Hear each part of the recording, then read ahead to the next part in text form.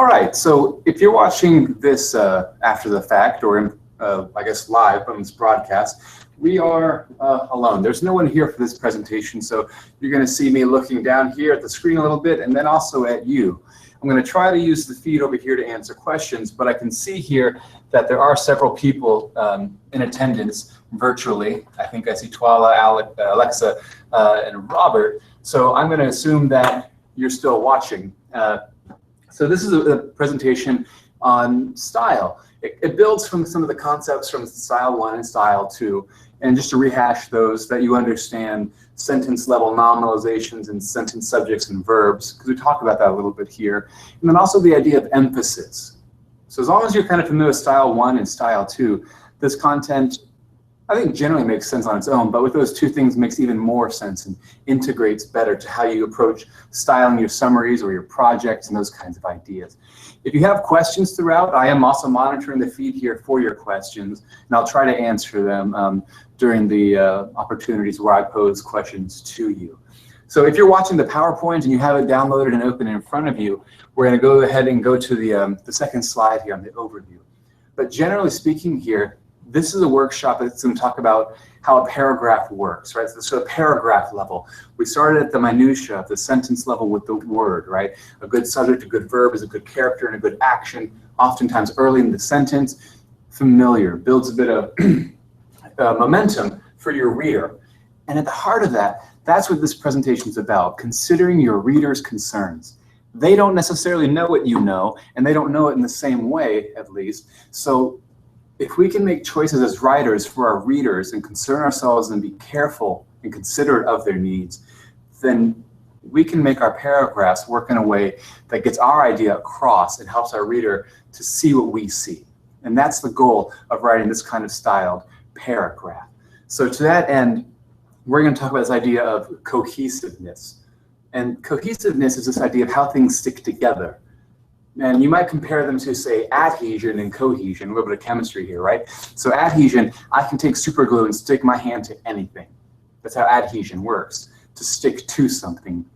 Adhesive. Cohesion, though, is when two things that are kind of alike stick together. Think about, I won't say Velcro, it's kind of like hooks and pins, right? But think about two things that stick together, like water molecules, if you want, but they stick together, not because they are some sort of different things that have a magic sticking power, but because they fit together. So maybe Velcro actually is a pretty good analogy here. But when you write a sentence and follow it with another sentence, there's usually a logic in your mind that may not be apparent to the reader, but if you consider a few aspects of what you're trying to do, you can achieve that sense of cohesiveness in your writing. So on the next slide, guided practice, there's this paragraph about Nike. Take a second to read that through.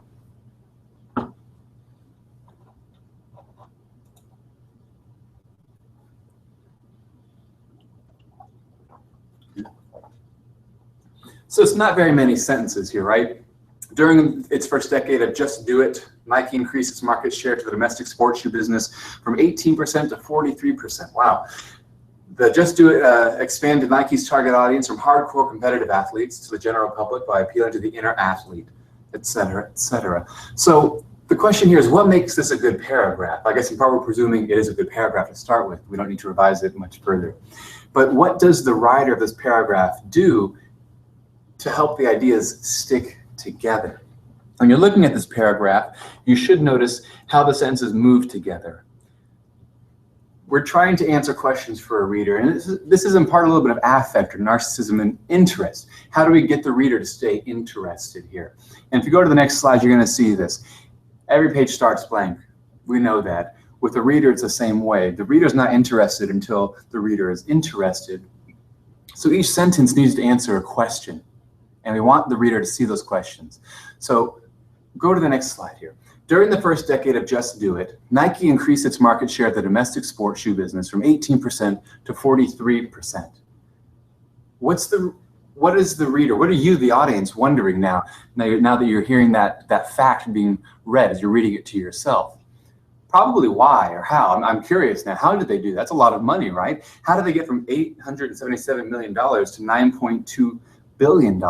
How did they do that? What's the method? And then the very next sentence, right, from that excerpt, it kind of explains that. It gives an answer to the reader. So the first question, or the first sentence rather, doesn't ask a question, but it implies one, right? And that's the trick here. It's asking a question without asking a question and answering it in the subsequent question as a sentence there, right?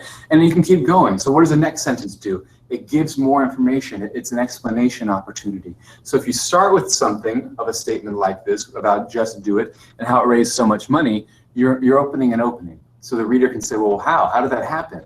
And as soon as you explain how, by explaining how the audience changed, right, how they grew their audience, the reader says, huh, okay, how's that possible? Can you explain more? Now we get to details, right? And all of a sudden you start seeing how this maybe fits with your analytical writing or your synthesis writing. So when you're writing your project papers for this class and you have to provide a topic sentence that identifies some point you're trying to make, well, now you see why you're asking the questions you're trying to ask, because you're answering questions for the reader who's going to be asking questions about your writing. Readers don't necessarily agree with you when they read what you've written. Oftentimes they're opposed to your ideas by nature, right? Most of us are devil's advocates, and when we read writing, we say, no, I disagree, or prove it, or show me. And that next sentence is an opportunity for you, the writer, to get to that idea.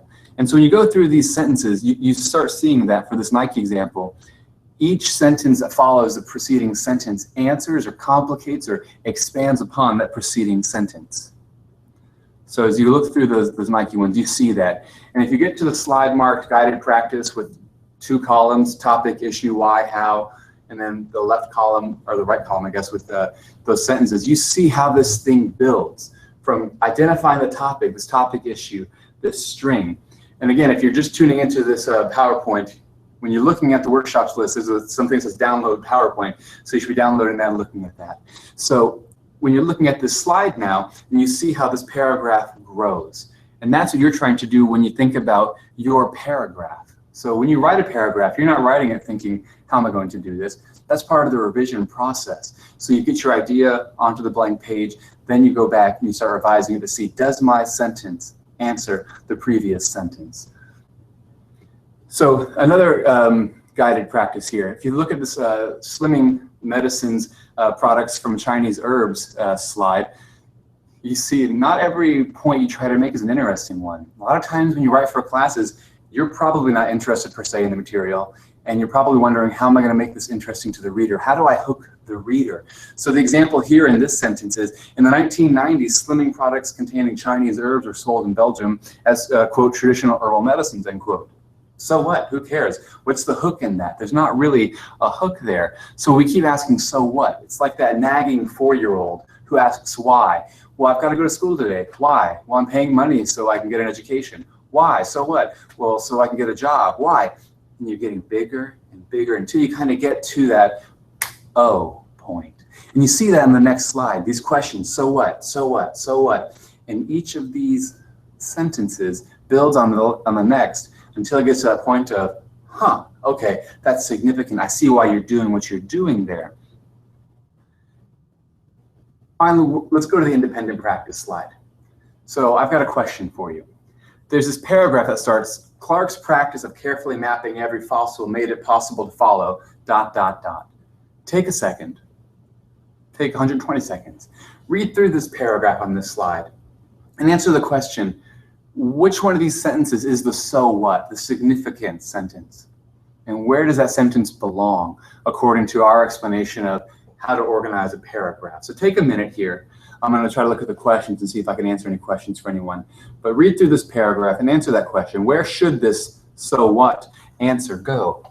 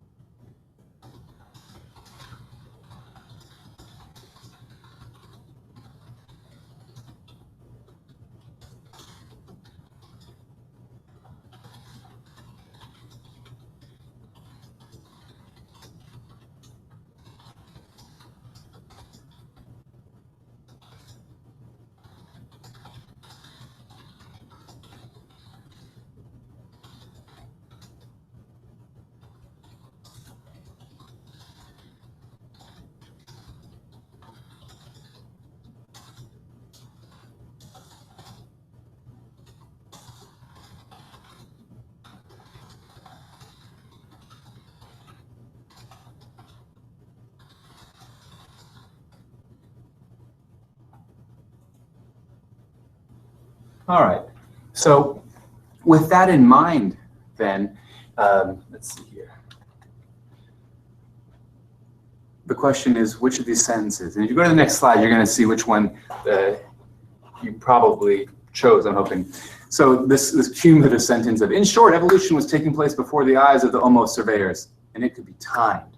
And if we take that sentence and we actually move it to the end of this paragraph, just click to that next slide and reread this, and notice how the emphasis changes, because that cumulative point, that point to which we were building the entire time in the paragraph, gets reached, and that's that emphatic moment of, oh, I see what you did there. I see why that's important. So all this information, Clark's practice of mapping made it possible for this. Beautiful sequences were obtained, new species evolving and dying. The finest examples were in several lines of pigs. Unsnowing the pig story was turned over to the paleontologist Basil Cook. He produced family trees. In short, and that those two words, those very two brief words, in short, summarizes those previous 1, 2, 3, 4, 5, 6, 7 lines of text like that and sums it up, right? So in short, evolution was taking place before the eyes of the Homo surveyors, and it could be timed. So that note is that important so what statement that helps the reader to understand this is what I was building toward. So this is the question you should be asking for your summaries. Alternatively, it's the same question you can ask of those body paragraphs, right? That you get at when you talk about your analytical or your syntheses projects. Because the idea you're trying to affect here is you start with a general conceit. Here's my topic string. I'm going to talk about this theme generally in the paragraph. And your reader's probably wondering, well, why would you do that? What's the connection? I don't see it yet. But you as the writer know where you're going generally, and you get to the end of the paragraph. And as Robert here asked in the comment section, it's a great question. Well, you can't really presume to know which questions a reader is going to ask. So if you start racking your brain that way and saying, well, which questions will the reader ask, you might become a little bit neurotic. The idea instead is to write your paragraph out, get your ideas out, because they make sense to you. Then when you go back to that content and you revisit it, you start to see, you can ask the question, does sentence 2 build on sentence 1? Does sentence 3 build from content in sentence 2? And so forth. Is it accumulating or is it disconnected? Do you use adverbs like also that don't really connect the dots or show cause or time markers? So those kinds of ways of connecting ideas are things you can ask about the draft you already have in front of you. So as you're drafting, say, your project 3 next week, and you have a good paragraph of length, and you want to say, well, my point is this. Well, where's your point? Is it the last sentence, the first sentence, is the middle? Where do you want your reader to get to your point? It's almost like having a debate with yourself, whereas the reader is that other person you're debating with, and you're hypothetically imagining talking to this person. And as you go through the paragraph, you get to ask those questions. Does this sentence make sense in light of the previous sentence? And so forth as you go through. So when you think about cohesion here, and this is not the idea of coherence, so we want to kind of bracket that for a second. Cohesion is the paragraph level. How does idea 1 fit with idea 2, fit with idea 3, fit with idea 4? And you see this in your evidence rubric. So if you had a chance, you can open up your evidence rubric or go look at your summary scores and look to see how your evidence gets scored, right? The idea, do all the ideas fit? Do some of the ideas fit? Do most of the ideas fit? Are transitions present? That idea of integration of ideas. So moving from a familiar to a new concept, which becomes a familiar concept in the next sentence, and going so forth and so forth. You can see the inner athlete idea in the Nike example we talked about earlier. It's in the second sentence and gets repeated in the fourth sentence. It gets repeated because that idea is one that's already mentioned, and we build from it. It becomes familiar over time. So if you can build your paragraph in a way of answering questions and get to that so what idea at the end of a paragraph, you're working towards achieving cohesion. And that demonstrates your idea of thoughtfulness or consideration of your reader. So that's the end of the workshop.